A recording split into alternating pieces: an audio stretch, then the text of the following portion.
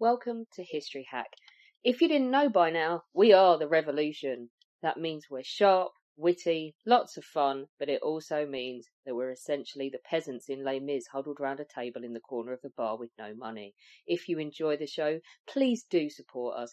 We have a Patreon account by which you can donate a small monthly sum in appreciation of what you're hearing. Alternatively, we have Ko-fi, in which you can just do a one-off donation as a thank you if you particularly enjoy a certain episode. Either way, we massively appreciate all of your support. Hope you enjoy the show. Hello and welcome to today's History Hack. I am battling to contain my little ginger friend today. Chris is so excited. I'm quite concerned for his well-being. Chris, why are you this excited? Because the person that we have on today has written the book that I wanted to write when I was a teenager, but never got round to, about one of my favourite people from history. We have indeed got Norman S. Poser, who is a professor emeritus at Brooklyn Law School and historian, and he's written several books, including The Birth of the Modern Theatre, Rivals, Riots and Romance in the Age of Garrick, and Escape, a Jewish Scandinavian family in the Second World War. And he's here today to talk to us about his newest book, which is looking very shiny on my bookshelf, which is From Battlefield to the Stage, The Many Lives of General John Burgoyne. So, Norman, welcome to History Hack. How are you doing? I'm just fine, thank you. You noticed that he couldn't get the intro out of the way without bragging about already having a copy of the book as well. I love it. Go on, Chris, just start. Just go for it. For the people that don't know, who was John Burgoyne and what was his early life like? He came from a military family. He was born in London, and he was sent to Westminster School when he was 10 years old. And he was there for 5 years. And that was an interesting part of his life because his teacher, the headmaster, man who was a Reverend Nicol, was a very unusual man. He didn't believe in beating children when they had to be punished. What he believed is getting them to admit their wrongdoing, and he thought that the contempt of his classmates was much more effective in punishing than beating him with a stick. The reason I bring this up is that a number of years later, when Burgoyne was a colonel in the British Army and had occasion, he actually owned a regiment, he commanded a regiment. I believe very strongly that the teachings of Reverend Nicol were very influential in the way he treated his men. Unlike most senior officers in the army, they relied very largely on flogging. He didn't like that. Burgoyne wanted to treat his men as human beings, and as a result, they were very loyal to him. And even after the disaster, when he surrendered the army at Saratoga, there was never a word by his officers or his men said against him. They supported him even in defeat. Does that make him exceptional in this period then? Is that the other generals quite heartless, or does that make him stand out? Yes, it does. I think it does, very much so. He was unique in a way, in that sense. He's already earning Chris's moniker as his childhood hero. So during the 7 Years' War, he had a really successful career fighting in Portugal and Spain, didn't he? Yes, he did. He was fighting. He was the head of a group of British soldiers sent to Portugal and to fight against the Spaniards, who were allies of the French. He was the total commander was a German count who happened to be a grandson of King George I of England, and the very fine commander who Burgoyne came to respect a great deal. The commander sent him. He was, and I might mention, Burgoyne was a cavalry officer, and sent him to raid a town which had supplies and was also a army Spanish Army center called Valencia de Alcantara, and he, with a bunch of infantrymen and cavalrymen, went to raid this town. Well, it took a while to get there. He had been misled about how the time it would take, and so he then decided to leave behind most of the infantrymen and do the raid in a lightning strike.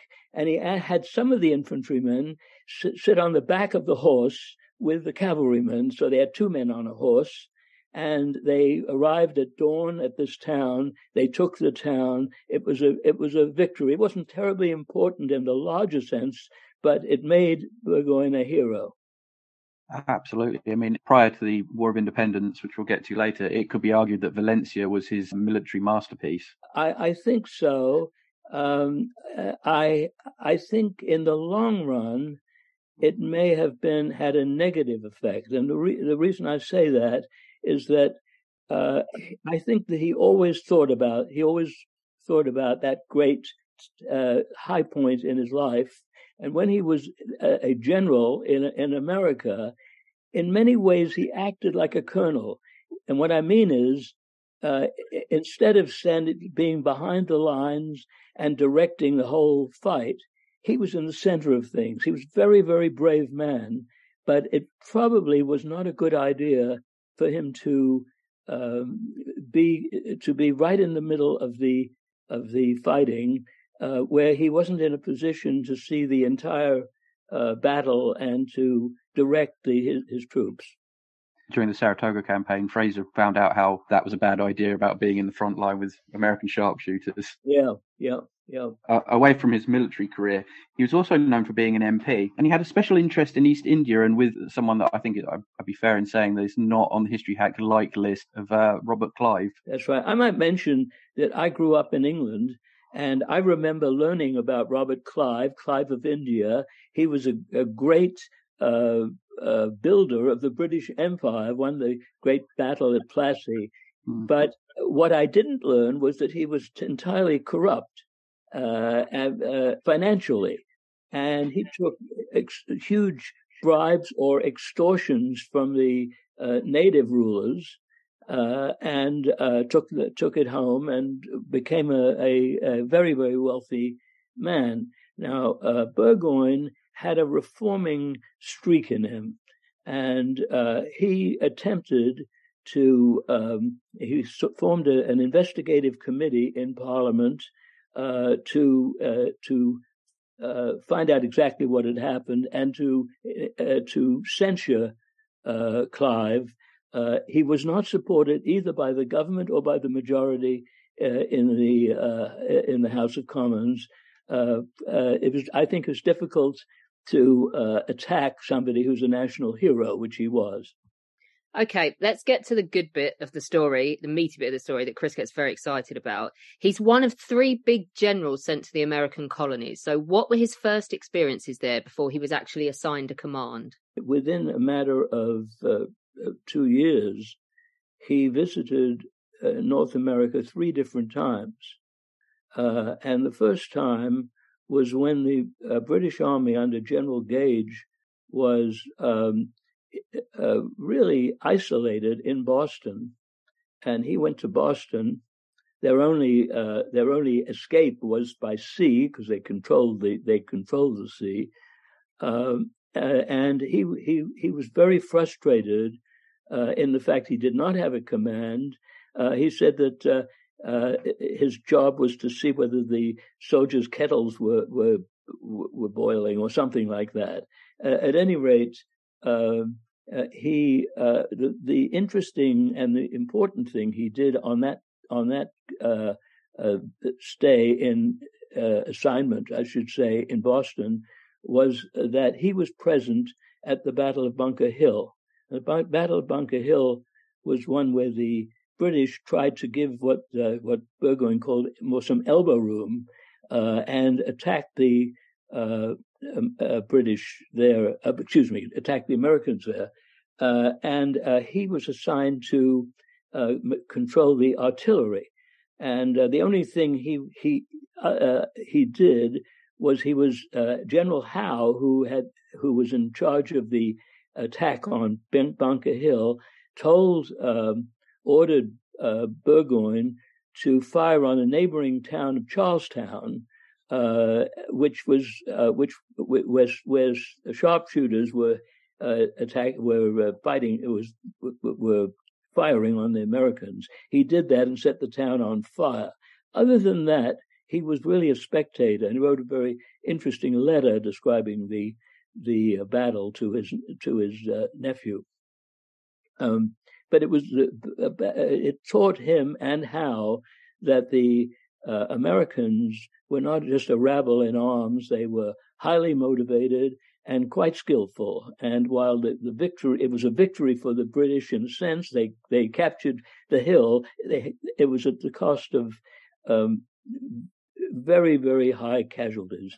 Can't remember who it was that said it. I have a feeling it was Howe, but it was, we have 3 more victories like that, we'll lose the war. It's a Pyrrhic victory. Yeah, absolutely. He's always going to be linked to the Saratoga campaign. What was the 1777 Saratoga campaign, and what was the campaign's aims? Well, the aim was for him Burgoyne to take an army from Canada into the North American colonies, into New York State, actually, and to join Howe. Howe had a year earlier, and this was in 1777. A year earlier, Howe had captured New York, and so Howe was to come north up the Hudson, destroy the American forts along the Hudson, and meet Burgoyne in Albany. What they would do after Albany wasn't really clear. It wasn't in the report that the report that Burgoyne created. The plans to presumably it would be to lure General Washington and get him to commit himself to a battle which the British thought they would win and end the war in 1777. But it didn't work out that way. You do always get the pronunciation wrong, the siege of Fort Ticonderoga, which went really quite well. That was quite a spectacular one for the British. It was. In fact, the Americans really gave up. They didn't even fight to keep Fort Ticonderoga. It was a very great victory, though, yeah. And it may have influenced Howe in thinking that Burgoyne could very easily reach Albany by himself, and he didn't need to help him. We don't know that for sure. So how does this campaign transpire then? Well, how does it play out? Well, it what was supposed to be a fast campaign. The men were told not to take winter clothes with them. This was in June, and it would all be over very soon. As it worked out, it was not at all that. Burgoyne took with him artillery, which he felt was necessary, and that involved horses and wagon and so on, and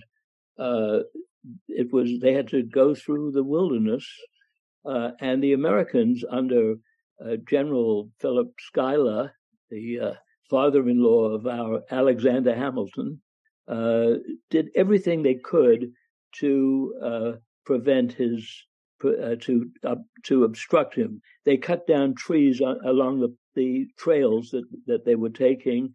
So it was a very slow campaign.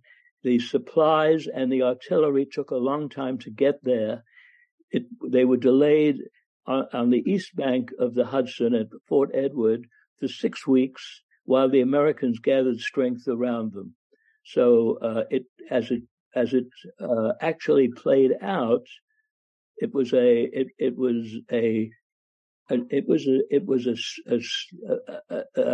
trudge, and it went very, very slowly. And the other problem was that within 2 weeks after they set out from Canada, they didn't have enough supplies. They didn't have oats for the horses. They didn't have food and ammunition. And I think that Burgoyne believed, he was told, that there were loyalists in the area and they would provide help for him and supplies. There were loyalists, but the Americans really intimidated them in various ways.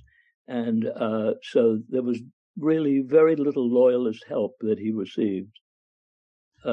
So he was sitting there. By this time, we were in August of 1777, and he decided to. He heard that in Bennington, Vermont, which was not too far away, east of the Hudson, there was supplies and horses by the Americans, and he allowed a very large contingent led by the German members of the army under a German colonel to go and raid Bennington, and that turned out to be a terrible disaster for the British. The Germans moved very, very slowly, and there was no surprise. They didn't have the element of surprise, and they were decimated. He then sent out. Burgoyne then sent out a rescue group, and they likewise were defeated.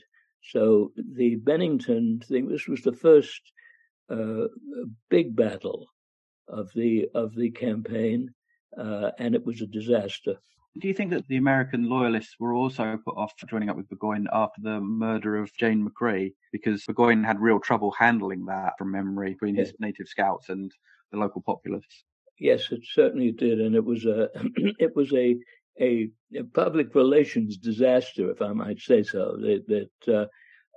And the whole idea of enlisting the North American tribes, Native American tribes, to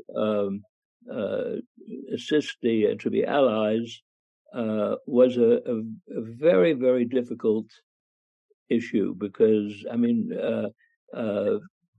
Burgoyne had a meeting with the Native Americans and with the tribes, and he told them that they should not scalp people. They should treat women and old people civilly, and it was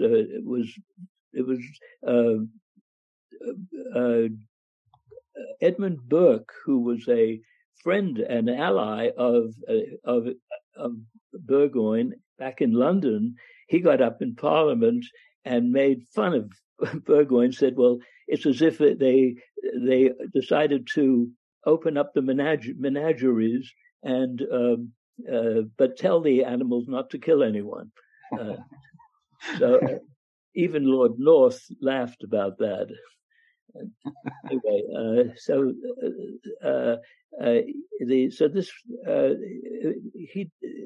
it was a great problem. I mean, he wanted the tribes to hand over the killer of Jane McCrea, and who's a young woman engaged to a British loyalist who was with the Burgoyne expedition.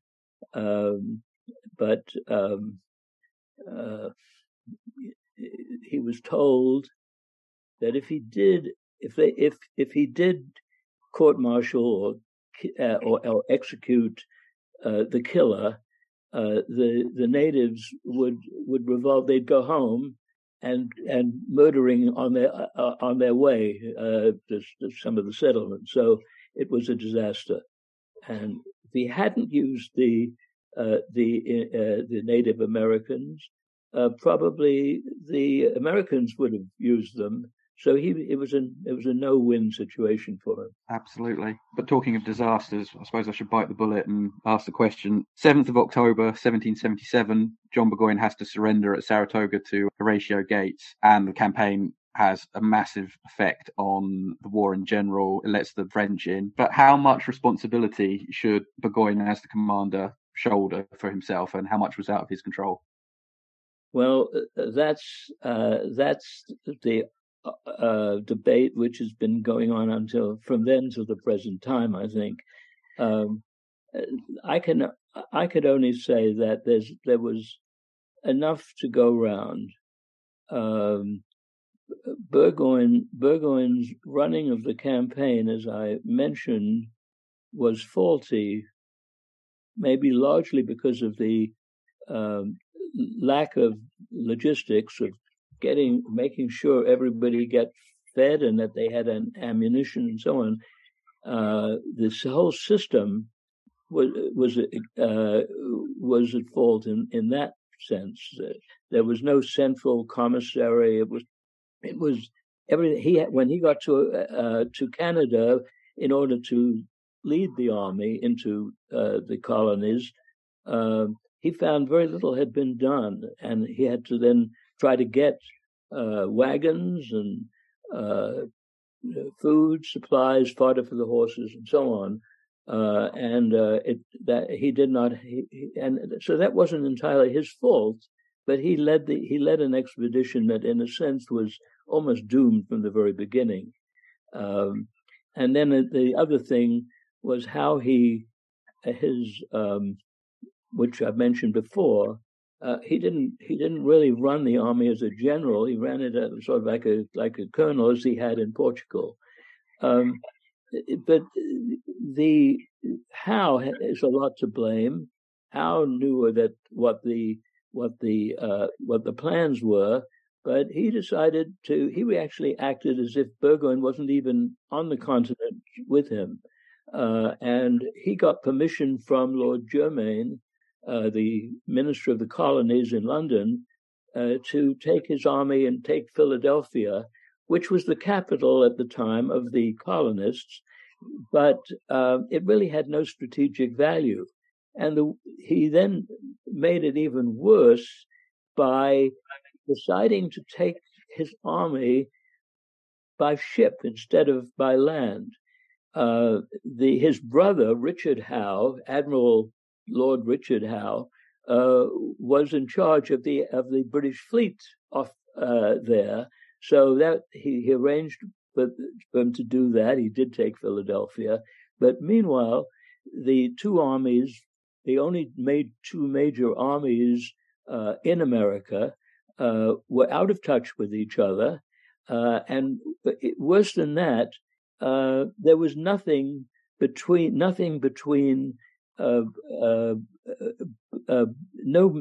real forces between the Americans around New Jersey and Philadelphia and Pennsylvania and Burgoyne. So he had to face the entire American forces under Horatio Gates by himself. When the surrender happened, he had about 3,500 men out of 7,500 had started the campaign, and he was surrounded by at least 14,000. So he was hugely outnumbered. The other person who bears some share of the blame is Lord George Germain, the Minister of the Colonies, who allowed this to happen. He gave Howe permission to go south instead of meeting. I mean, the king himself had said it's essential that they should meet in Albany, and at least the British forces would be unified, and maybe they could then together attack New England, which was the real center of the American rebellion, and maybe win the war. but I think it's a possibility. Nobody will ever know. But he was also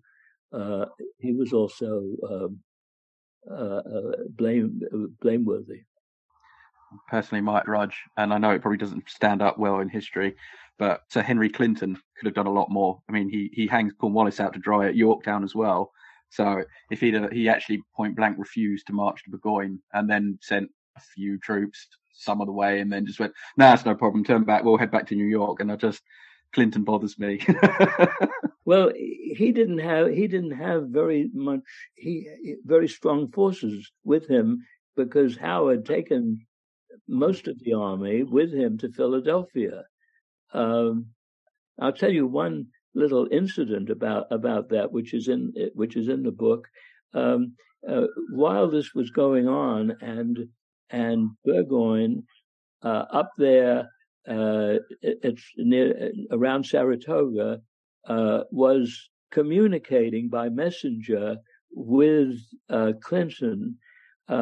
He sent a messenger down with a message. I believe it was inside a bullet cartridge, and telling him that they were in deep trouble and they were running out of food, and they should make haste.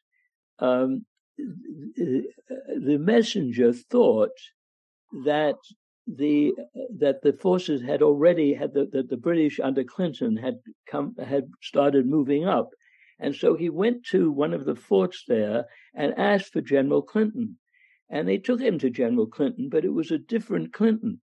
It was General, I think his name, I'm not sure, it's in the book, but George Clinton maybe.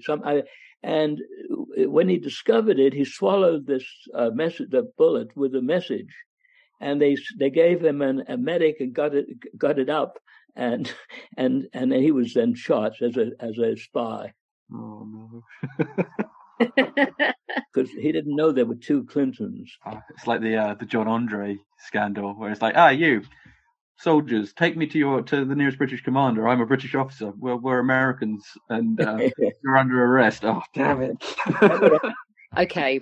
Moving away from war, because there are other facets to Burgoyne, aren't there? Oh, he wrote yes. several plays, including The Heiress, didn't he? So how was his career in the theatre? It seems to be a complete role reversal to go from soldier to playwright. Well, I don't quite see it that way.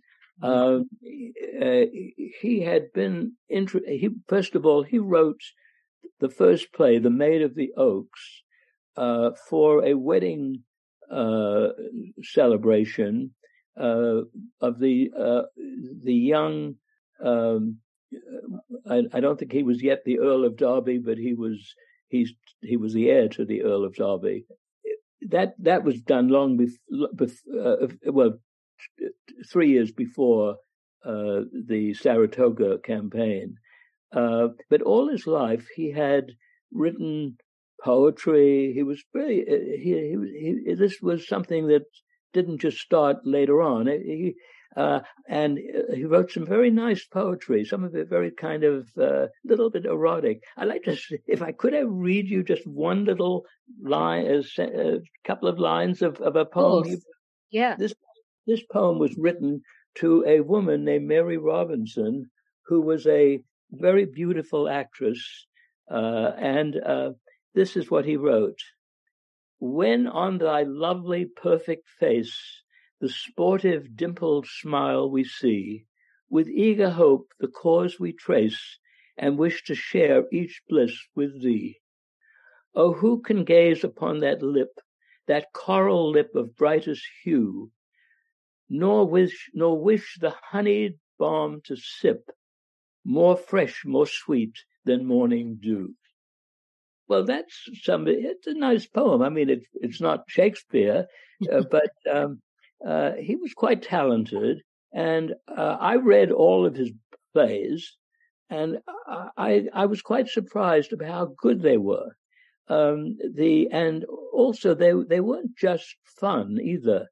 As I said, I think I said this earlier, that he had a reforming streak in him.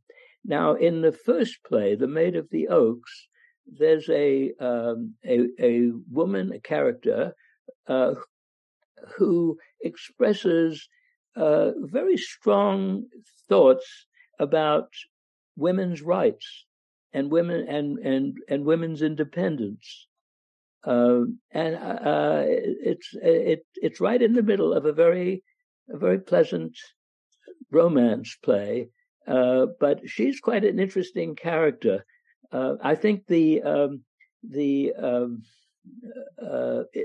my book there's a portrait of her, of the actress playing that role. The actress's name is Frances Abington, and she's playing the Lady Bab Lardoon in that play, and she's the one who expresses this. In another play called The Lord of the Manor, Burgoyne, or a character, is a army recruiting officer, and he explains some of the devious and nasty methods of army recruiting that was going on at that time. His best play, with the greatest success, was a play called The Heiress, and that was successful and was been translated into other languages, shown in other cities in Europe,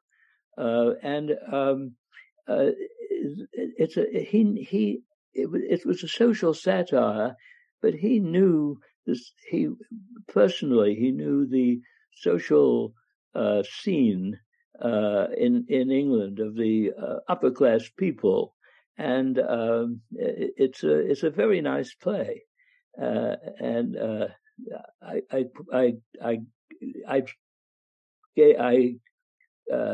used a few lines out of it that I thought were quite funny.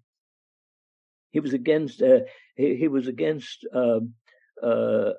social climbers, and they didn't get very. They were, and that's what they are in this play.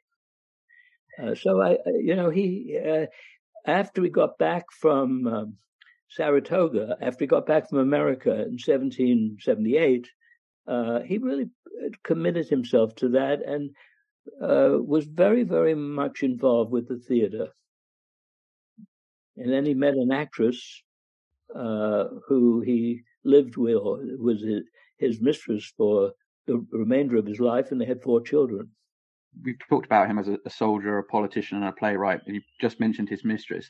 What was his personal life like away from all his other endeavors? Well, he was, although he, even when he was married, it seems that he had affairs with women. But he was extraordinarily discreet. The reason I say this, I wouldn't say it unless he said it himself in his will, and in a personal a memorandum he wrote it several years before he died, and he mentions this. So it seems clear that he did, but it seems not to have interfered with his marriage, and he kept it very quiet because there's no scandal attached to him that anyone has ever pointed to. Unlike Hal, whose mistress came with him to Philadelphia, and it was a big scandal. Oh yeah, that was.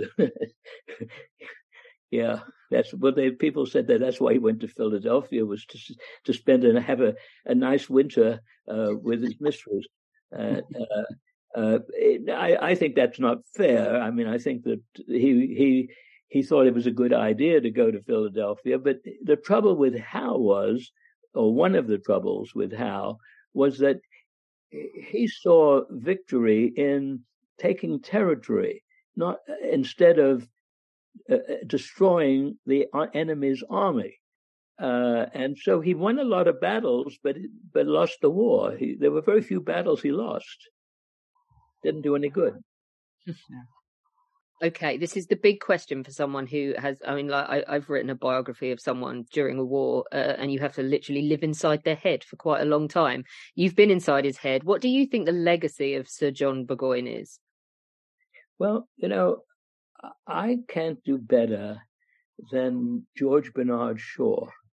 And in George Bernard Shaw's play, The Devil's Disciple, which is a very nice, interesting play, on the third act, you have Burgoyne there. And it's not exactly, I think it's a little bit, doesn't give all of the characteristics of Burgoyne, but it usually steals the show. It's such a good part. But he gave the nickname to Burgoyne of Gentleman Johnny. And that's his legacy, I think, that he was, he was you can go into all of his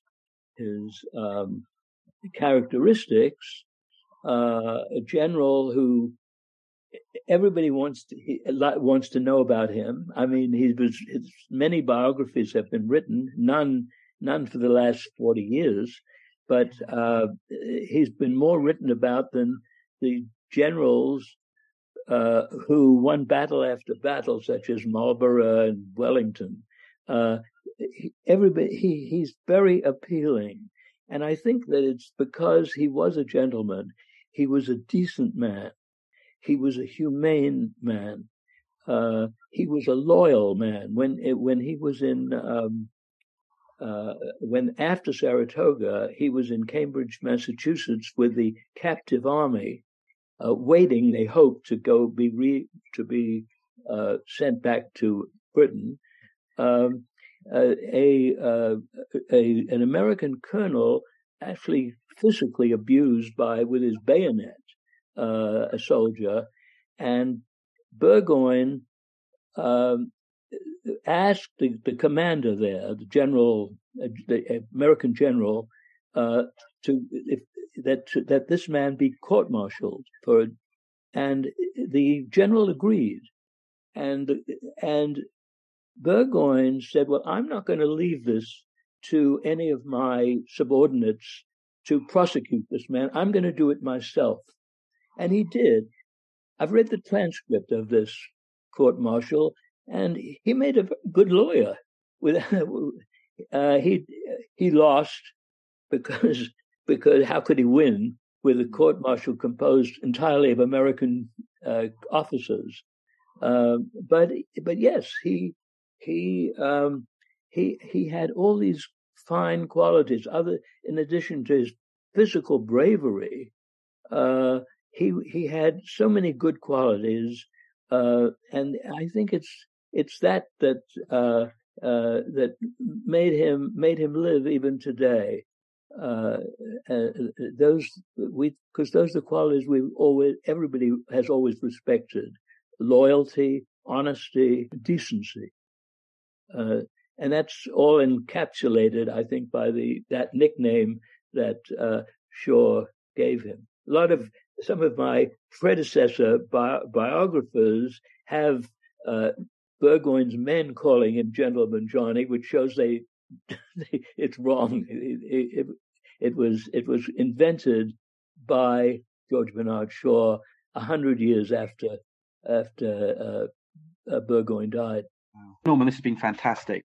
Like I said, this is the book I wanted to write when I was like 18 years old. So I'm really taking the effort, and it's a fantastic book. Would you mind just reminding everyone what the title is and when it's available? Okay, the title is From the Battlefield to the Stage: The Many Lives of General John Burgoyne. And the book, I believe, is coming out on February 4th, which is the 300th anniversary of Burgoyne's birth. We'll get it into the History Hack online bookshop, and Great. So you get a slightly bigger chunk of money, we get a tiny slice of money, and there'll be no rockets for Amazon next year. Thank you. Our incredible guests give us 45 minutes of their time to join us and talk about their work or their new book.